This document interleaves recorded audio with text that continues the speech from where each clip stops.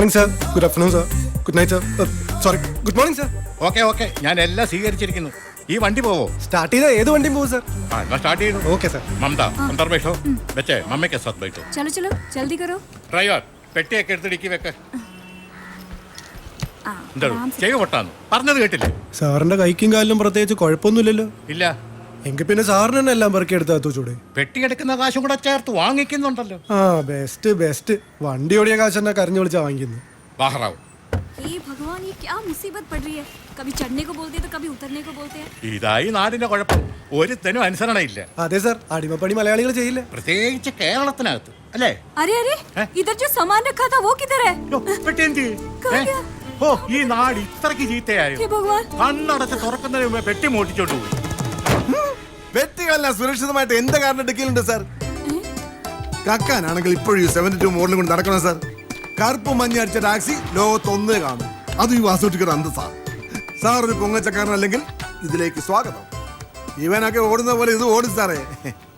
ഇനി ഹിന്ദി പറയണ അതും പറയാം. മേം സാബ് അന്തർ ബൈഠോ.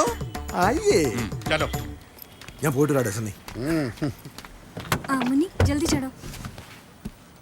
ഓട്ടം വിട്ടുകൊടുത്തതാണോ അതോ സവാരി വിളിച്ച പാർട്ടിയെ പിടിച്ചില്ലേ? എന്താടാ ചിരിക്കുന്നത്? ഇതെന്താടാ പെട്ടെന്ന് നിനക്കൊരു ജാട കയറിയത്?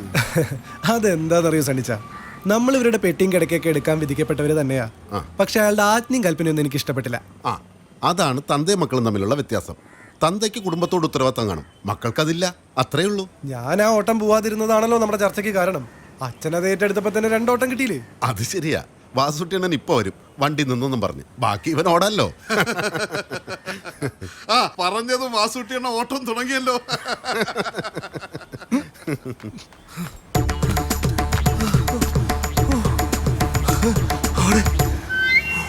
വാസുട്ടിയണ്ണ ഒന്നും പറയണ്ട, ഞാൻ പറയാം. വണ്ടി നിന്നു. രാജാ പോയി വണ്ടി എടുത്തേ. വാസുട്ടിയണ്ണ വണ്ടി കയറിക്കേ. പോയേ. അച്ഛാ അയാളെ കൊണ്ടുപോയി എനിക്ക് വയ്യ. മഴയാണ്. हाँ गाड़ी आ गई. ഓ, ഇത് അവന്റെ വണ്ടിയാ. ആപ് ലോഗ് ये गाड़ी में ഹിന്ദി പറഞ്ഞാലും മലയാളം പറഞ്ഞാലും ഞങ്ങൾ ഈ വണ്ടിയെ കയറില്ല. ഞങ്ങൾ വേറെ വണ്ടി വിളിച്ചോളാം. ഒരു റിട്ടയർഡ് പട്ടാള മേധാവിയോടെ ഈ ചെക്കൻ അഹങ്കാരം കാണിച്ചത്. അതൊക്കെ അറിയാതെ സംഭവിച്ചു പോയതാണ് പട്ടാളം. ഇവൻ എന്റെ മകനാ. അതിശയം. ഇവൻ ചെയ്ത തെറ്റിന് ഞാൻ മാപ്പ് ചോദിക്കുന്നു. സാറും കുടുംബവും വണ്ടിയിലോട്ട് കയറിയാട്ടെ. ഇതുപോലെ 4-4 തന്നെ കൂടെ കിട്ടുവോ? അതെന്തിനാ സാറേ? നേരത്തെ നിർത്തി വെടിവെക്കാൻ. അത് പണ്ട്. ആ ഉണ്ട്, ഇനി പൊട്ടില്ല സാറേ. സാറ് വണ്ടിയിലോട്ട് കയറിയാട്ടെ. അച്ഛാ അച്ഛന് വേറെ പണിയില്ലേ? ഞാൻ പോവോ? കണ്ടോ അവന്റെ അഹങ്കാരം? കണ്ടോ? ഓക്കെ, അഹങ്കാരം ഇവനാണല്ലോ. വണ്ടിക്കല്ലോ. വണ്ടി താനും ഓടിക്കോ? അപ്പൊ നിന്നാ പോരാ, കുഴിയിടണോ? ആ ലോ ഗാഡി മേ ബൈഠോ. ഓ, ഇപ്പൊ ഹിന്ദി നന്നായിട്ട് വരുന്നു. മോനെ നീ ഇറങ്ങി ഒന്നിറങ്ങ. ഞാൻ ചില സമയം നിന്റെ അനിയനാകും, ചേട്ടനാകും, കൂട്ടുകാരനാകും. വളരെ കുറച്ച് സമയം അച്ഛനാകും. ഇപ്പൊ അച്ഛനാ, മുൻകോപിയായ അച്ഛൻ. താക്കോൽ വിടുന്ന. अब मैं इस गाड़ी से उतरने वाली नहीं हूँ. जल्दी चढ़ो. ആ പെട്ടിയിലെടുത്ത് ഡിക്കി വെക്കടാ.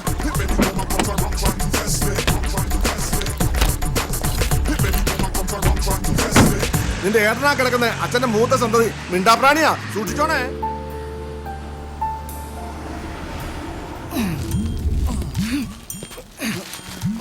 ഒന്നാഞ്ഞു തള്ളു. ഇതാക്രി വിലക്ക് വിറ്റുവിടേ.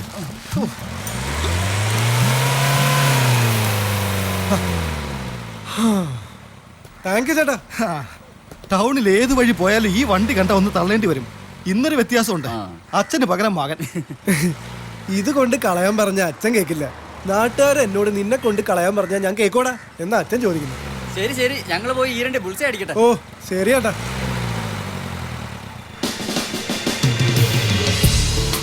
വണ്ടി വിട്ടോ. ഈ വണ്ടി ഇപ്പൊ എങ്ങോട്ടും പോവില്ല. ഞാൻ വീട്ടിൽ പോവാ. എനിക്കും വീട്ടിൽ പോവാനാ. അതാ പറഞ്ഞത് വണ്ടി വിടാൻ. ഇത് എന്റെ വീട്ടിലോട്ടാ പോകുന്നത്. വേറെ വണ്ടി വിളിച്ച് പോയാ എന്താ? ഗൗളി ചൂടാവാതെ. പാറു, നീ ഇതെവിടുന്ന് പൊട്ടി വീണു? ഞാൻ ഇങ്ങനെ ഏറ്റവും പതുക്കെ പോകുന്നൊരു വണ്ടി തപ്പി നടക്കായിരുന്നു.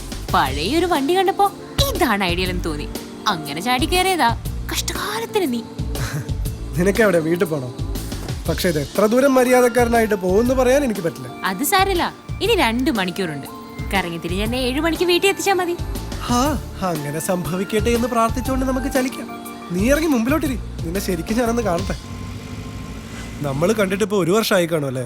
ആ ശരിയാ. വെറുതെ തമാശക്ക് ഞാനൊരു കഥ പറയാം. എന്താ ഇത്? പണ്ട് പ്രേം നസീറിന്റെ ഒക്കെ സിനിമയിൽ കാണുന്ന പോലെ പഴയ സുഹൃത്തുക്കൾ കണ്ടുമുട്ടുന്നു, ഒരുമിച്ച് ഒരു കാറിൽ യാത്രയാവുന്നു. ആ.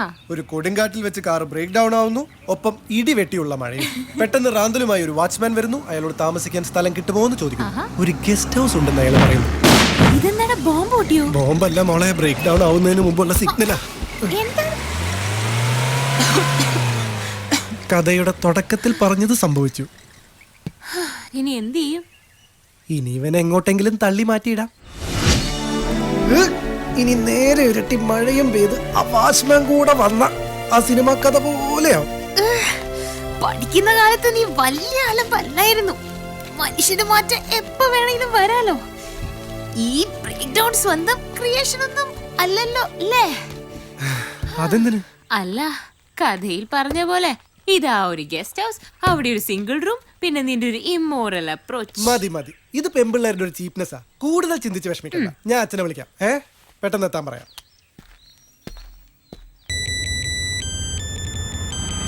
എന്താ മോനെ, നിന്റെ ഏട്ടനെ കൊണ്ട് നീ വീട്ടിലെത്തിയോ? അല്ല, ഒരു കാട്ടിലാ എത്തിയത്. അച്ഛനത് എവിടെയാ? പെട്ടെന്ന് വാ. ഞാനൊരു സവാരി വിളിച്ചോണ്ട് പോന്നതാ. വഴിക്ക് വെച്ച് അച്ഛന്റെ മൂത്ത മോനൊരു ബോധക്ഷയം. അല്ല, ചത്തെന്നാ തോന്നുന്നു. എന്നാ പിന്നെ ഒരു രാത്രി നീ എവിടെയും കഴിച്ചു കൂട്ട്. അച്ഛനാ ഒരു കോഴിക്കോട് കിട്ടി. ഹലോ, ഒന്ന് പതുക്കെ പറ. മറ്റന്നാളെ വരൂ. നല്ല മോനല്ലേ, അച്ഛനോട് സഹകരിക്ക്. അയ്യോ അച്ഛാ, എന്റെ കൂടെ ഉള്ള ഒരു പെൺകുട്ടിയാ. അപ്പൊ മോനെ, നിന്റെ മാനം പോകാതെ സൂക്ഷിച്ചോണം. ദൂരോട്ട് മാറി നിന്നാ മതി, അല്ല നിന്നെ കയറി പിടിക്കും. അച്ഛനത് എന്താ ഈ പറയുന്നത്? കോഴിക്കോട് കളഞ്ഞിട്ട് പെട്ടെന്ന് വാ. അത് പറ്റാത്ത കാര്യമാണല്ലോ. നീ ഒരു കാര്യം ചെയ്യ, സഹകരിക്കുന്ന കൊച്ചാണെങ്കിൽ അവളെ കാര്യം പറഞ്ഞ് മനസ്സിലാക്ക. പിന്നെ ഒരു രാത്രി സുഭിക്ഷമായിട്ട് കഴിയാവുള്ളത് ഞാൻ കാറിനകത്ത് കരുതിയിട്ടുണ്ട്. അപ്പൊ ഓക്കെ മോനെ, എൻജോയ്.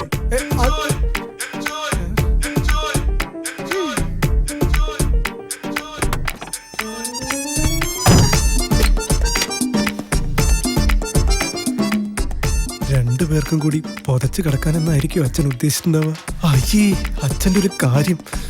ഇനിയെന്താ?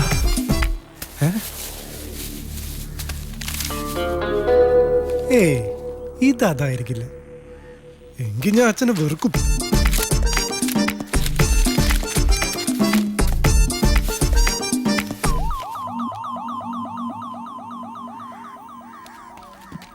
അതൊരു കോൾ തന്നെയായിരുന്നോ, അതോ ഒരു ക്രിയേഷൻ ആണോ? കൂടെ സുന്ദരിയ ഒരു പെണ്ണുള്ളപ്പോ? അയ്യടി മനമേ, എന്റെ ഇനോവ കാറിൽ കയറുന്ന പെമ്പിള്ളേരെ വെച്ച് നോക്കുമ്പോഴേ നീ വെറും കൊരങ്ങാ.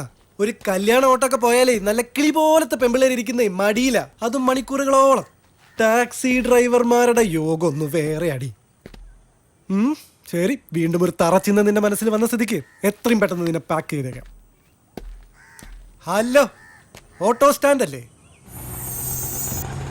Stop stop stop stop stop. വാ, മേഡം ഇറങ്ങിയാലും.